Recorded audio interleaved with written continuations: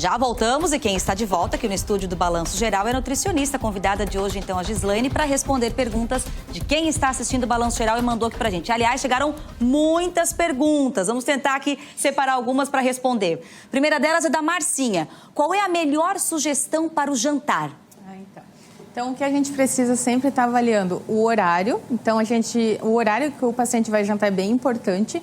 Geralmente, a gente preconiza até as 20 horas para ter uma melhor aceleração ali metabólica, né? E uma outra questão importante, questão de ingestão de proteína à noite. Então, geralmente, a gente prioriza que o paciente não coma carne vermelha pela digestão. Então, a gente prioriza carnes leves ou até trabalhar com uma boa fonte de proteína vegetal. E um fator bem determinante também é avaliar a qualidade do sono do paciente. Se é um paciente que dorme bem, se não dorme. E aí, se ele não tem um bom sono, a gente procura avaliar e incluir alguma opção de carboidrato de baixo índice glicêmico, uma boa fonte de carboidrato.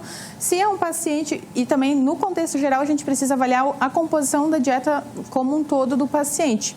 E determinar em cada horário as porções e cada grupo alimentar que ele vai comer. Então, por exemplo, assim, se é um paciente que dorme bem, não tem dificuldade de sono, eu posso talvez estar fazendo a distribuição de carboidratos durante o dia e aí à noite eu trabalho com legumes, verduras e uma carne magra e uma boa fonte de gordura monoinsaturada e eu trabalho com azeite de oliva, castanha, nozes, né? Aquele chazinho para dormir é bom antes de dormir, assim? Se for um paciente que tiver dificuldade para dormir, a gente pode estar incluindo também algumas fontes de chá.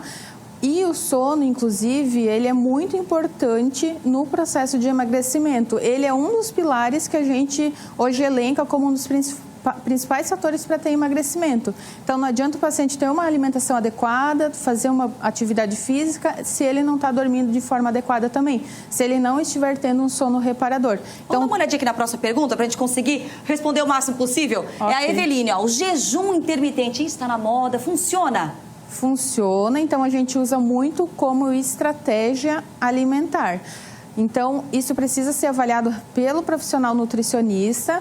Então, geralmente, o que a gente acaba fazendo na clínica? A gente utiliza ele como uma estratégia. Então, o paciente já está fazendo um planejamento alimentar de 3 a 4 meses. Então, cabe à nutricionista avaliar se ela vai trabalhar com jejum intermitente ou não.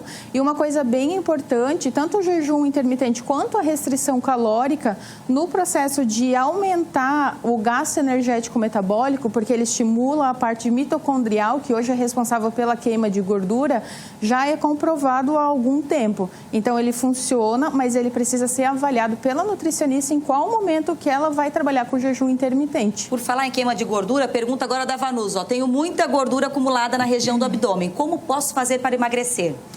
O que a gente prioriza? Não existe fórmula para queima de gordura abdominal, então a gente vai lá, trabalha com uma dieta equilibrada em macro e micronutrientes. A gente vai priorizar incluir compostos ali bioativos na dieta do paciente para haver um estímulo de queima de gordura. Mas o que a gente sabe? Tem os biotipos, então a mulher ela tem uma tendência de acúmulo como se fosse em formato de pera, então mais na parte do quadril, né? Então ali a região abdominal também pode ser acometida.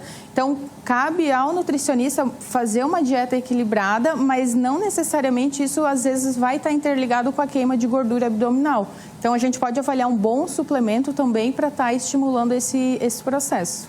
Agora uma pergunta da Débora. Estou fazendo dieta por conta própria. Deixei de comer arroz, feijão, macarrão e percebi que não almoçando eu emagreço. Estou fazendo errado? Ou seja, pular uma refeição é errado? É errado. Então, o que a gente preconiza? Que a nutricionista avalie a composição da dieta do paciente, que faça a distribuição dos macro e micronutrientes, para que ocorra esse processo de emagrecimento. Então, provavelmente, ela está deixando de emagrecer porque ela restringiu ali, principalmente, o grupo dos carboidratos. Provavelmente ela estava comendo isso em excesso também e talvez por isso que ela esteja emagrecendo. Mas vai chegar um determinado ponto, geralmente 3, 4 meses, que ela vai entrar no efeito platô e aí a gente precisa trabalhar com estratégias para estimular, continuar estimulando o processo de emagrecimento. Mas cortar a refeição não é ideal para ocorrer o processo de emagrecimento. Dá tempo para mais uma perguntinha aqui do Gabriel Elias. Beber muita água ajuda a emagrecer? Diria que água é bom para tudo, né?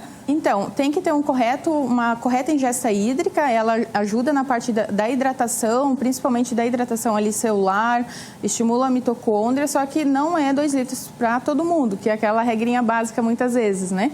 Então, a gente sabe que tem ali uma quantidade exata, a gente acaba utilizando um cálculo na clínica para avaliar se aquela quantidade de água que o paciente está tomando do dia a dia é ideal para ele ou não. Gislaine, muito obrigada pela vinda, pelos esclarecimentos. Infelizmente, a gente não consegue mostrar todas as perguntas, mas fica sempre aquela informação, procure um especialista. E mais uma vez, em nome de você, Gislaine, Gislaine, parabéns a todos os nutricionistas por hoje. Obrigada pela vinda aqui. Obrigada. Ótima tarde. Obrigada.